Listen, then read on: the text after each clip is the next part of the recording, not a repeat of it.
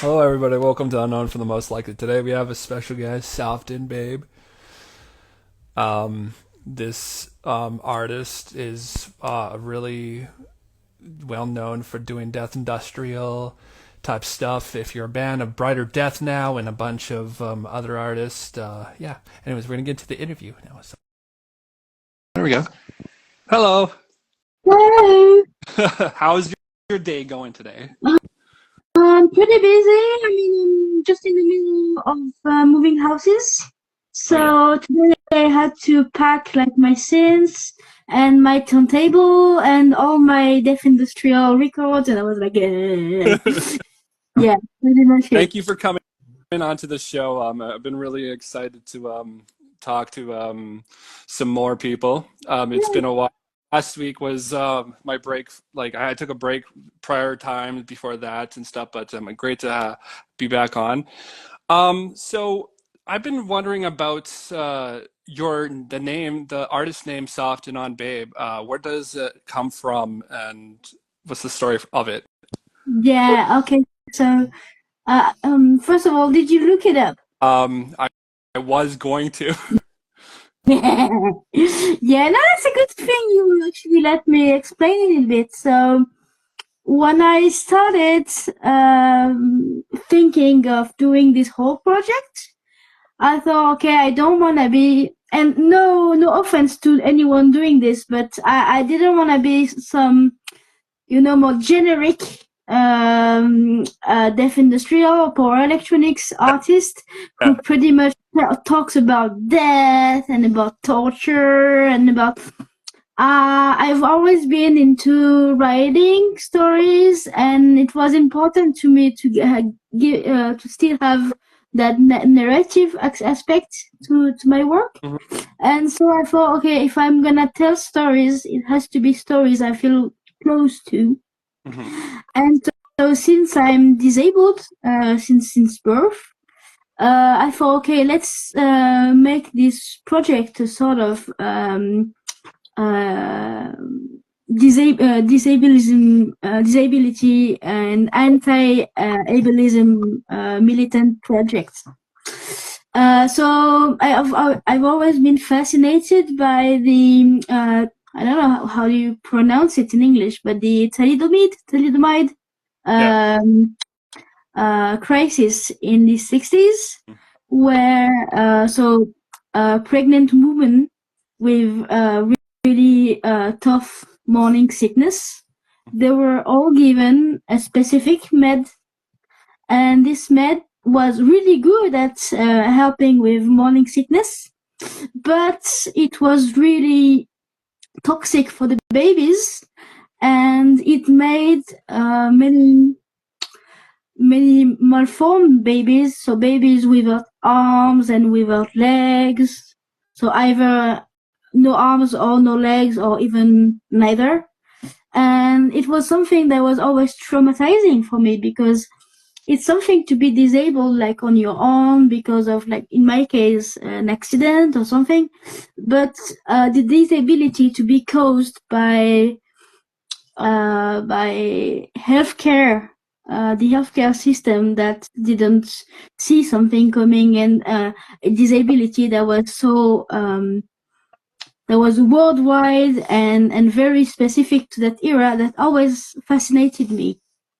So when I started making my stuff, I wanted to call um, my project the thalidomide experiment, but it was really long. And so instead, I looked up all the other names that the medicine had in other places, and since I'm French, I thought, okay, let's see how it was called in other French-speaking countries, Mhm. and because in French it was the same name, and so I decided to call it Softenon, because it's the Belgian name for the meds, and Softenon. I thought it was interesting because it has the word soft in it, Yeah. and my music is far from soft. It is So first I want, it's sorry. definitely far from soft. Yeah.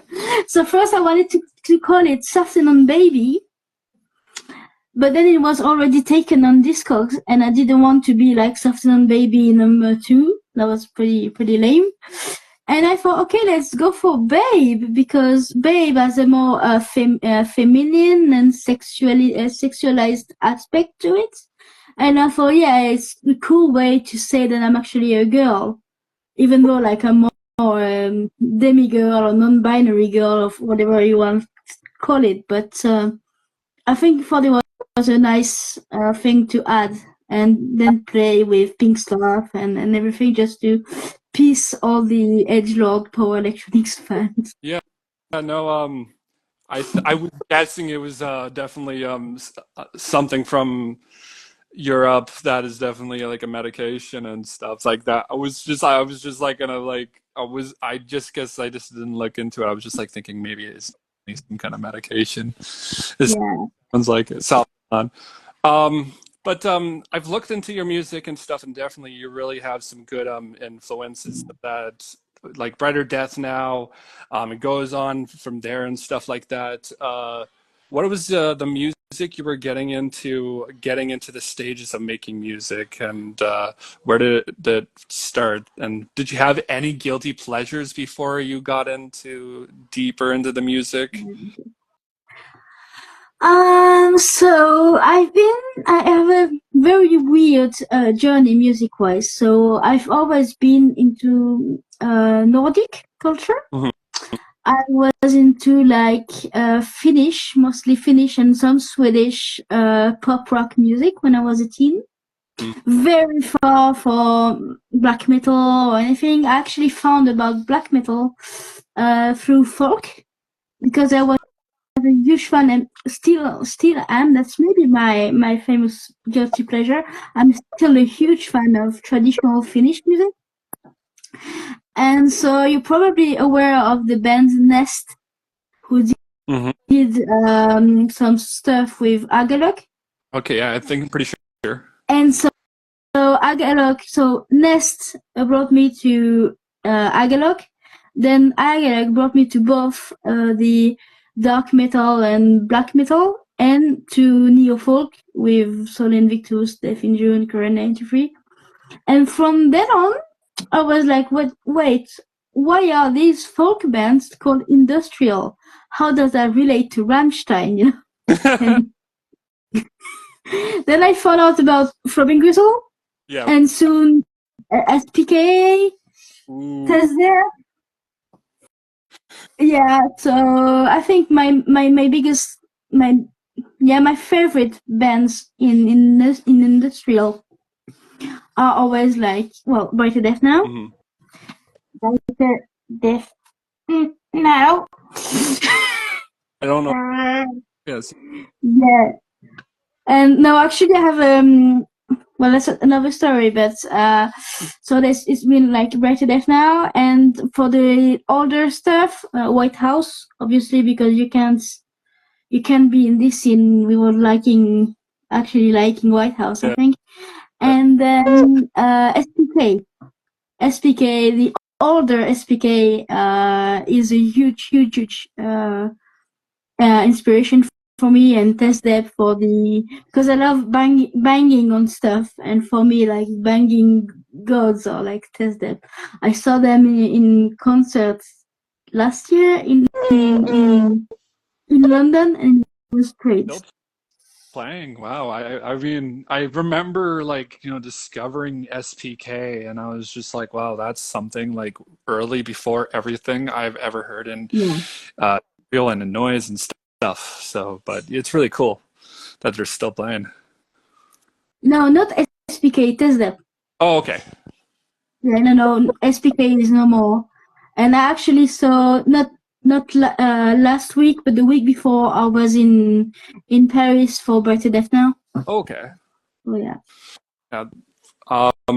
Yeah, sorry about that. I was a little mistake. But yeah, Brighter Death Now has always been kind of a little bit of an influence on some Bone Crate material, but I always try to make it like, different variety of like, sounds and stuff with the like everything out there right now has synths and stuff like that. I think it's like an open water for a lot of people, and a lot of Yeah. To be honest, yeah. I feel more connected spirit-wise to either Little Roger, and that's why I did a cover of Little Roger and not of Right to Death Now, and to Megaptera. Oh wow. In the core of my music, like in the influences, but Right to Death Now is still my favorite artist. And it's not to brag, but actually, after seeing him so many times and talking with him on the internet, etc., we share a bit with Roger once and then, and he actually listened to my some of my stuff, and he was like, yeah, it's you can feel the influences, but it's really something of his own. So I'm like, yeah, thank you so much. Thank you, master. Yeah. I I have a lot to say about some of like the subject matter, and then it was I think there's the one talking about a man who's fetishizing a woman, and Yes. what's that story about? And is there anything a little deeper about it, or any background story? Kinda. So that's the very first track I released. It's called My Yakutuma File Boyfriend. So it's something as a girl, as a person who might be interested in love relationships, which I've always been scared of, because when you're disabled, you know that people look at you differently. Most of the time, it's either pity or disgust. But sometimes it gets weirder. Sometimes people are actually like, "Oh yeah, but or show me your hand more. I want to see your hand. It's awesome," and it gets really creepy. And when the guy is like, or a girl, but I think girls are a bit more sensitive about that thing, so they don't do it. But mostly when it's some cis boy in this going like, "Oh, I love your hand," and everything, and they become the amazing prince every girl is daydreaming about. Sometimes it gets a bit weird, because is he sincere? Does he have a really weird kink I don't want to be a part of?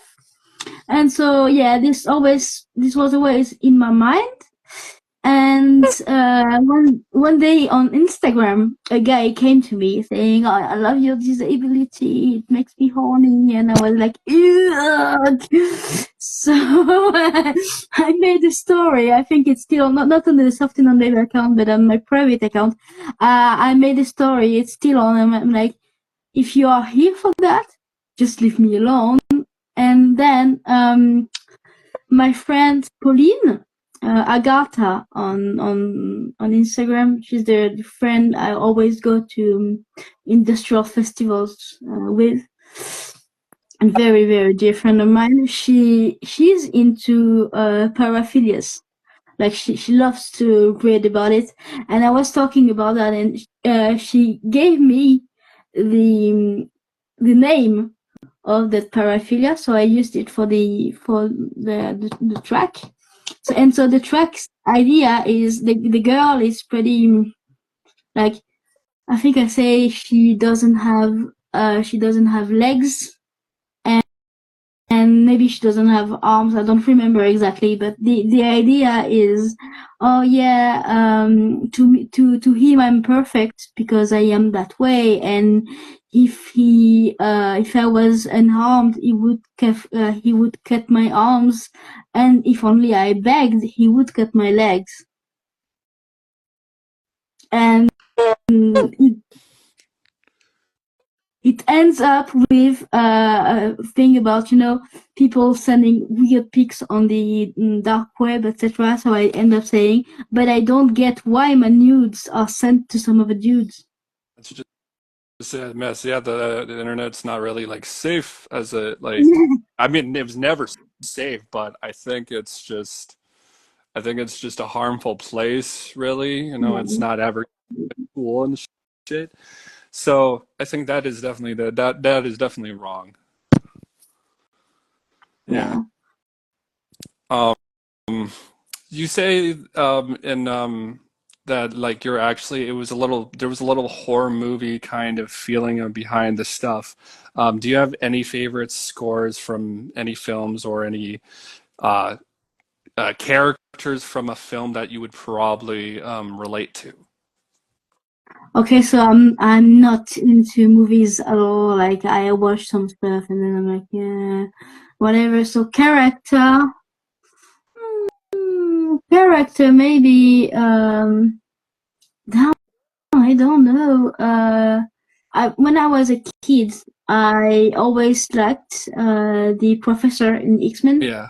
because and if he was on a wheelchair and yet he had superpowers and he actually was the one helping others to overcome how they're feeling and get to learn themselves and take advantage of that. So that wise man aspect I really like.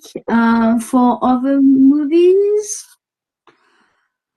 um, yeah, I, I can't say because the thing is my type of disability. So my disability is that I am paralyzed, not this way, but this way. So it means that from my head to my feet, I have my whole right side paralyzed. And the thing is, you don't get that much representation in movies or anything, even like in real life. I've got once the chance to meet someone who had something like me, but they got it when they were already an adult. Well, I was born this way, so yeah, it's a bit different. As for the soundtrack, are we still talking disability, or are we just talking soundtrack? Soundtracks, basically. We're Soundtrack. soundtrack. So I love again SPK. I love the soundtracks of the Crow, so the all movie, but not the ones with the big hits, but the true soundtracks that was actually composed by Grammy Revel of SPK. Okay. I love that, and I also do you know the band In the Nursery? I don't think I've heard of it. So In the Nursery is something really special. It's two twins who make neoclassical dark wave, very powerful neoclassical dark wave. And the thing is, they make the soundtrack of a movie that doesn't exist. So it's very bombastic and very, you can feel the scenes happening, but there's no scene, there's no movie. And I find it super interesting, so interesting that that's actually what I made for a split that's coming in the coming months. Oh, that's awesome. Um, I mean for like definitely like you have a lot of a good theme for like you know stuff and you probably have like worked with like some great artists already. What are your experiences like with you know when you started playing shows or when you started making music with other people like splits and stuff? How was that connection? So I haven't started playing live because I still have to find a real opportunity. It was in the making, but then war in Israel happened, and so I can't go to Tel Aviv to play with Cadaver. So yeah, and I was supposed to maybe go playing with to another festival, and it didn't happen. But it's fine. I need some more time. And for making music with others. So the first split, which is totally done now, I need to send the artworks and everything to the label so that it gets released is the split I've been making with Survivalist. Okay, yeah, definitely. I know. Yeah, that's some good harsh noise. Yeah, and so the idea we had is we totally created our own synopsis of a movie because you may know, but Survivalist, the trans woman who is behind it, she's actually a filmmaker. Like her day job is filmmaking, and so it was super interesting because I told her, I like in the nursery, and it would be nice to make a soundtrack for a movie that doesn't exist. So the plot of that is a woman who's a nurse, and her own daughter is a girl with heavy disability, and he meets her new neighbor, and her new neighbor is freshly single, and they start a relationship together. And the new neighbor is actually quite mean to the girl, to the daughter, and she convinces the mom to kill the burden that is the daughter to the union. And so the whole album is that story. So survivalist part is the story of the killing, how they get the idea, how they get the meds, how they try first time, and finally after being beaten and everything they manage to kill her. And my story, my part of the split is the revenge of the ghost, because as a ghost, the daughter is actually free. She's no longer prisoner of her own body, and she can actually go full revenge on those two horrible women. That's definitely some good good unexpected ending right there for a movie that never existed and stuff. Like, I like the idea for, like, releases being like that, where it's just like it's a score for a movie that didn't exist, and doing that and stuff, especially like how you started and how you're how it's transcending to others too. Yeah, and so we wanted to do the killing, and then I was like, no, if we don't want to be ableist, if we want to give, we had at some point to give the victim an opportunity to be heard and to get revenge. And so, since I've always been told that my music is kind of ghostly, I decided to go full on and actually make a ghost story.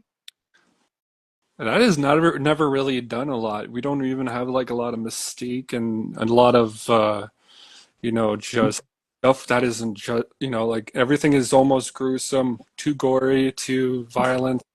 Um, hold up, I'm on a podcast. Yeah. Just leave it out there. Just leave it out there. Oh my gosh. Okay. Good right there.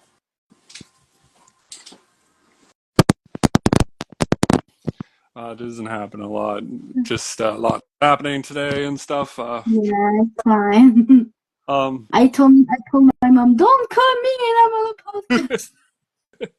yeah, no, just it's never really gets. I don't have a lot of interruptions, but I don't think that's even like a bad thing about the show. But yeah, let's continue. Um, but yeah, basically from well, yeah, no, what I was saying is like the mystique of it and stuff like that doesn't feel gruesome, doesn't feel gory and stuff, and it feels like it's actually a good story that can be told, and there's not even a lot. There's a lot of revenge in music, and I think I think that's a good thing, but because if you're personally using your revenge against someone and stuff, it's not the best way to go. Have you ever felt like so much rage that you would be putting it into a track or something that it comes from, you know, just from not just from people, but like, from your own thoughts sometimes? Yeah. Okay. So for Softenon, I'm pretty structured when I make my stuff. So I have lots and lots of notes on my phone about samples to use, how to do this and that, because I'm someone who's really anxious Yeah. by nature. So, and if I don't have something to guide me into knowing what I'm doing and where I'm going, it's just impossible for me to produce anything. So in that way, there's not much in the making of the sounds themselves. There's not much violence and inner rage to be, it's not as if you make harsh noise, for instance, you can go wild and you can go really insane. But I find that power electronics and deaf industrial, them being so structured, I find it harder to make it feel that violence, make it real just by the music. But on the other way, if you just let it out, if you let it go through the vocals, then it's really interesting. So that's what I did in a few of the tracks, actually, on the Ghost Stories album.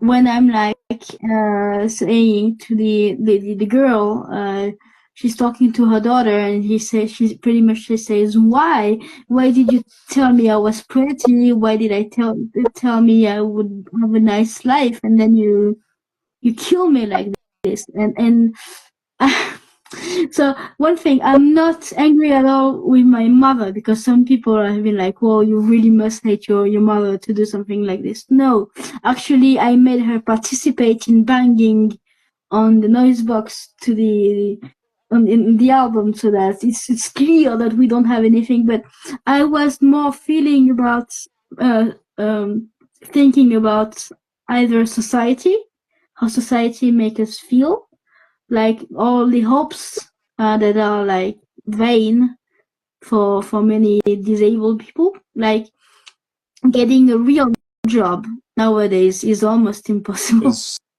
uh I mean, there's some people that I feel like either can't keep a job, or it's like someone who's in charge that still like Yeah. has like pick up their ass and has nothing really nice to say, even if it's someone with like some kind of disability, even if like even trying to working and stuff like that.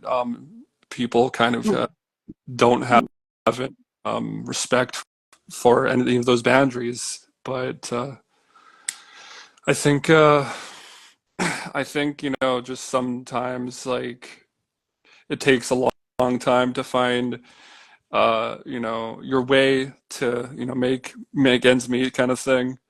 Like especially I think for some, I just like know a lot of artists that I feel that have been they would tell their story and stuff like that, and I think it wouldn't even be always about like anxiety. It was always definitely about one person and stuff. But I think like the society has definitely has gotten brainwashed by certain subject matter to be hypnotized to believe that this is wrong, this is dumb, or like when people have an interest into something that is actually really inappropriate and stuff like that. It's just like either that type of stuff where it's just like you need to isolate yourself away from those type of people and shit, and also yeah, it's just it's a really creative process into it.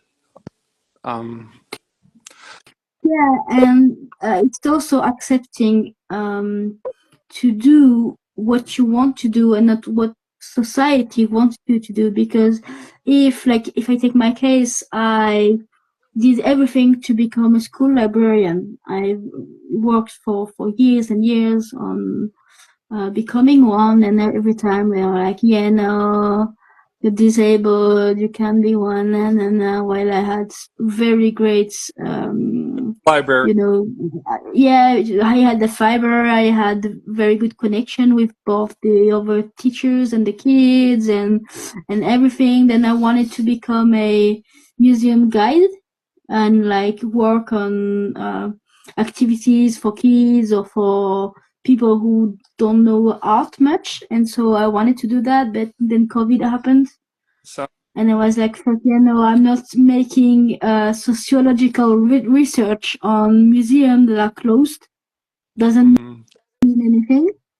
And so I ditched everything and I said, yeah, if I can be on my own and just do artistic stuff, then that's gonna do. And soon I may start to work as a teacher of French for foreigners, for migrants and stuff. And that's something that's gonna be really interesting for me and a way to feel useful. seems like you like to educate people through, Yeah.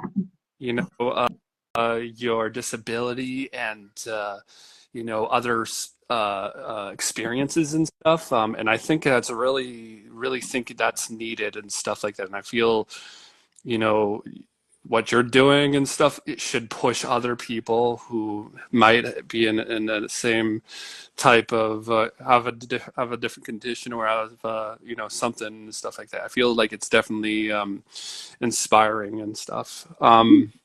To be honest, there's something I would actually love to do. It's because when I was a kid, I was told I could never play music because I was one-handed mostly. So now I have one hand and a half or something like that. So it's a bit better. But people, when they think making music, they think playing the guitar or playing the drums or stuff that is really two-handed. Meanwhile, there's something called a monosynth. Mono synth. and I wish that some cheap ass Korg or like even the one I have, the MS-20. I really wish those things were a thing. I mean, when I was in high school for the music lessons, they had kids play the harmonica. Like, dude, I can play the harmonica, but they were like, yeah, no, we need to ditch some courses for you. So music, not really helpful, not really useful. You don't need that in your life. And I'm like, love you, music. Let me have those lessons. And No then one should ever. it doesn't make sense. I don't know how it is in the US, but it makes no sense. I feel like US is kind of the same way with Canada. We have both have, I feel like, educated problems or system. We have like really bad, like we have people who become teachers and then we find shit about them later and stuff like that. I think it's just like, well, whoever actually wants to become a teacher and actually help kids, I think is just like, Um, but yeah, do you have anything else to say before we end? Yeah, actually, I wanted to make a little shout out because I'm currently working on my first full length. Ooh, that's amazing. So my first EP was, you probably heard it. It was all about deaths due to death epidemics related to foods. So like mad cow disease and stuff like that. So then I have the split with Survivalist, the revenge story coming. And then I'm working on two other projects, two splits. One with a dear friend of mine who's French as well, Mirofled. So Mirofled is Acracia666 on Instagram. and it's a lovely, lovely person who has been through, because I've been wanting to talk about mental illness and psychic yachts, but since I've never experienced it, didn't want to be, I didn't feel legitimate to talk about it. So we are working together on a full EP about how isolating and alienating it is to be in those places. And this time it's not really a split, it's a collaborative album. So Mirofled is doing the vocals and some of the data bending and glitching that they love to do, and then I'm adding the drones and the atmosphere and some orchestral stuff. So yeah, that's gonna be interesting. And on the same type of collaboration, so not really a split, but more like a collaborative album, I'm also working with Necroviolence. So Zach. Oh yeah, definitely. I've been talking with the guy. He's gonna come. I Sorry? can't wait. He's gonna be on the show soon. Eventually, we've been talking for a while now, but Yeah, definitely. he told me he was one of the next people to come on the show. So yeah, and so he's been fascinated for the longest time about the Freaks movie, and so am I. And I've always wanted to make something about the freak shows. So we decided to, well, pretty much make a soundtrack for Freaks.